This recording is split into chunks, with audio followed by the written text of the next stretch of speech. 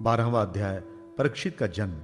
शौनक जी ने कहा, अश्वत्थामा ने जो अत्यंत तेजस्वी ब्रह्मास्त्र चलाया था, उससे उत्तरा का गर्भ नष्ट हो गया था, परंतु भगवान उसे पुनः जीवित कर दिया। उस गर्भ से पैदा हुए महाज्ञानी महात्मा परीक्षित के, जिन्हें सुखदेव जी ने ज्ञानोपदेश दिया था, जन्म, कर्म, मृत्यु और उसके बाद जो गति में प्राप्त हुई, वो सब यदि आप ठीक से समझे तो कहें, हम लोग बड़ी श्रद्धा के साथ सुनना चाहते हैं। सूत जी ने कहा, धर्मराज युधिष्ठिर अपनी प्रजा को प्रसन्न रखते हुए पिता के समान उसका पालन करने लगे। भगवान श्री कृष्ण के चरण कमलों के सेवन से वे समस्त भोगों से निष्प्रिय हो गए थे। शौनकादि ऋषियों, उनके पास अतुल संपत्ति थी। उन्होंने बड़े बड़े यज्ञ किए थे तथा उनके फल स्वरूप श्रेष्ठ लोकों का अधिकार प्राप्त किया था। उनकी रानियां और भाई अनुकूल थे। सारी पृथ्वी उनकी थी। वे जम्बू द्वीप के स्वामी थे और उनकी कीर्ति स्वर्ग तक फैली हुई थी। उनके पास भोग की ऐसी सामग्री थी जिसके लिए देवता लोग भी लालायित रहते हैं, परंतु जैसे भूखे मनुष्य को भोजन के अतिरिक्त दूसरे पदार्थ नहीं सुहाते हैं, वैसे ही उन्हें भगवान के सिवा दूसरी कोई वस्तु सुख नहीं देती थी। शौनक जी, उत्तरा के गर्भ में स्थित वह वीर शिशु परीक्षित जब अश्वत्थामा के ब्रह्मास्त्र के तेज से जलने लगा, तब उसने देखा कि उसकी आंखों के सामने एक ज्योतिमय पुरुष है। वो देखने में तो अंगूठे भर का है, परंतु उसका स्वरूप बहुत ही निर्मल है। अत्यंत सुंदर श्याम शरीर है। बिजली के समान चमकता हुआ पीतांबर धारण किए हुए हैं। सिर पर सोने का मुकुट झिलमिला रहा है। उस निर्विकार पुरुष के बड़ी ही सुंदर लंबी लंबी 4 भुजाएं हैं। कानों में तपाए हुए स्वर्ण के सुंदर कुंडल हैं। आंखों में लालिमा है।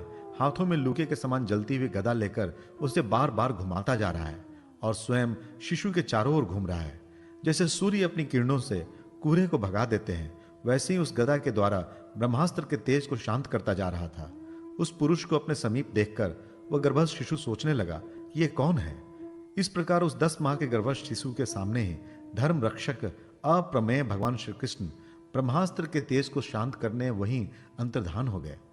तदनंतर अनुकूल ग्रहों के उदय से युक्त समस्त सद्गुणों को विकसित करने वाले शुभ समय में पांडु के वंशधर परीक्षित का जन्म हुआ। जन्म के समय वह बालक इतना तेजस्वी दिख पड़ता था, मानो स्वयं पांडु ने ही फिर से जन्म लिया हो। पौत्र के जन्म की बात सुनकर राजा युधिष्ठिर मन में बहुत प्रसन्न हुए। उन्होंने धौम्य, कृपाचार्य आदि ब्राह्मणों से मंगल वाचन और जात कर्म संस्कार करवाए। महाराज युधिष्ठिर दान के योग्य समय को जानते थे। उन्होंने प्रजातीर्थ नामक काल में, अर्थात नाल काटने के पहले ही, ब्राह्मणों को सुवर्ण, गौएं, पृथ्वी, गांव, उत्तम जाति के हाथी घोड़े और उत्तम अन्न का दान किया।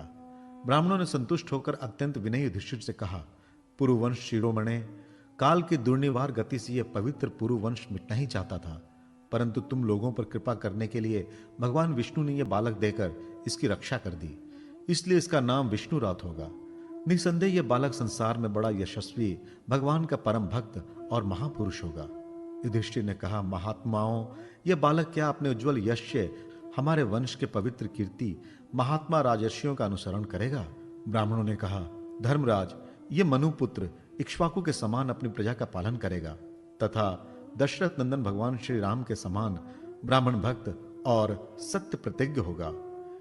यह उशी नर नरेश शिवी के समान दाता और शरणागत वत्सल होगा तथा यज्ञिकों में दुष्यंत के पुत्र भरत के समान अपने वंश का यश फैलाएगा।